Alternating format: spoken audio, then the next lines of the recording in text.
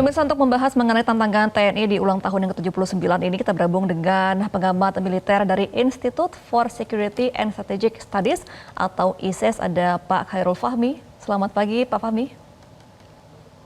Iya, Selamat pagi. Pak Fahmi, terima kasih telah bergabung bersama kami di Metro Pagi Prime Time. Dari data Global Firepower, Indonesia menempati urutan 13 dunia untuk kekuatan militer dan di ASEAN bahkan nomor 1. Bagaimana Anda melihat kekuatan militer Indonesia dari segi modernisasi alutsista, dari segi profesionalisme dan kekuatan personel dan lainnya?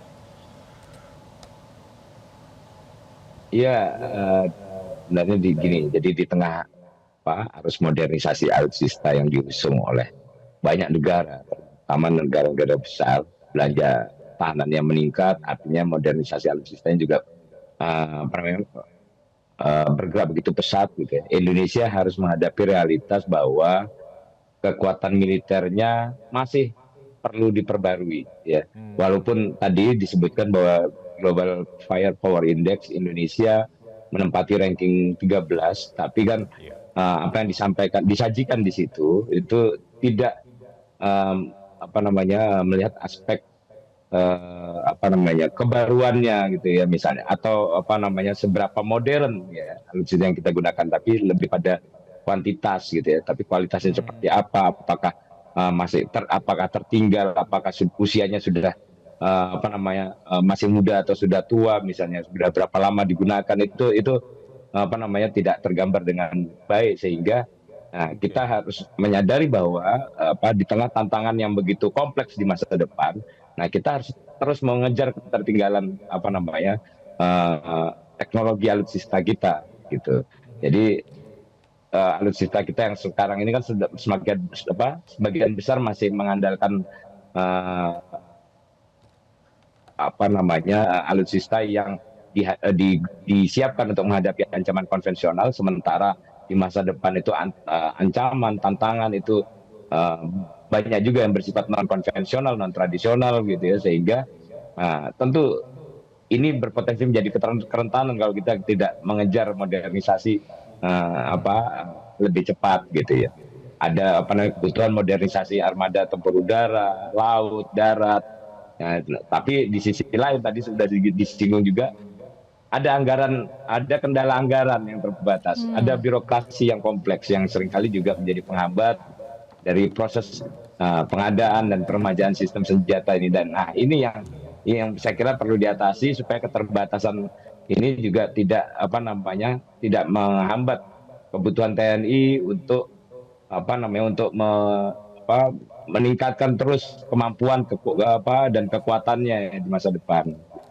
Iya, berbicara mengenai anggaran nih Pak Fahmi, kan memang anggaran sempat menjadi kritik ya, dapat kritik kalau belum mencapai 1% dari PDB Indonesia sepanjang 5 tahun terakhir. Nah, kira-kira bagaimana cara optimal untuk meningkatkan penyerapan anggaran ini? Ya tentu di tengah anggaran yang terbatas itu tentu kita harus menyusun skala prioritas yang jelas, kemudian dijalankan secara disiplin, yang kemudian juga ya harus karena kita harus memaklumi anggaran kita terbatas ya, dapat mungkin pemanfaatannya, pengelolaannya juga dilakukan secara akuntabel gitu, sehingga tidak terjadi inefisiensi, kemudian pemanfaatannya sendiri juga bisa lebih efektif begitu ya. Ini hal yang saya kira menjadi concern. Kalau anggaran kita sudah terbatas, kemudian ya.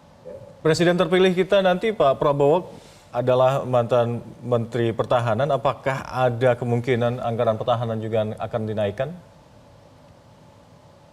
Ya, kalau soal kemungkinan anggaran akan dinaikkan itu sudah tertuang di visi misi beliau ya, sejak awal itu sudah menjadi salah satu janji yang akan diimplementasikan dalam masa pemerintahannya ya. Kenaikan anggaran pertahanan secara bertahap ya. Kita artinya tidak langsung menjadi lompatan besar, karena tentu saja ini membutuhkan penyesuaian juga ya. Sehingga tidak mengganggu kebutuhan di sektor yang lain juga gitu. Jadi ada pentahapan sehingga pada saatnya kita akan pertama-tama menembus batas psikologis tadi 1% dari PDB, kemudian berangsur-angsur ya sampai dengan kondisi yang ideal, ya. Tapi tentunya juga dengan memperhatikan kondisi fiskal kita.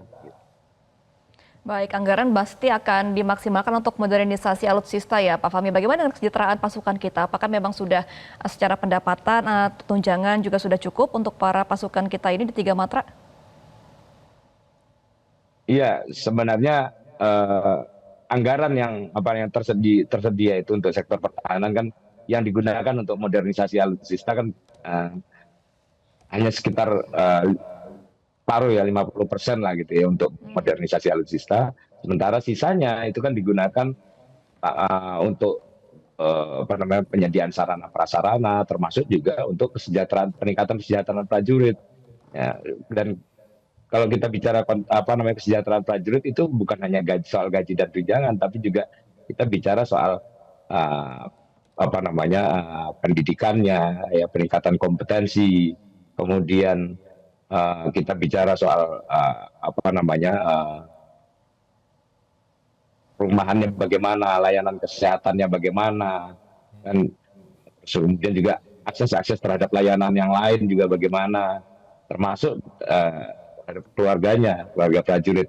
Dan yang tidak kalah penting juga terkait kesejahteraan prajurit ini adalah bagaimana menyiapkan mereka untuk ketika nanti pada saatnya akan memasuki masa purna bakti. Ini kan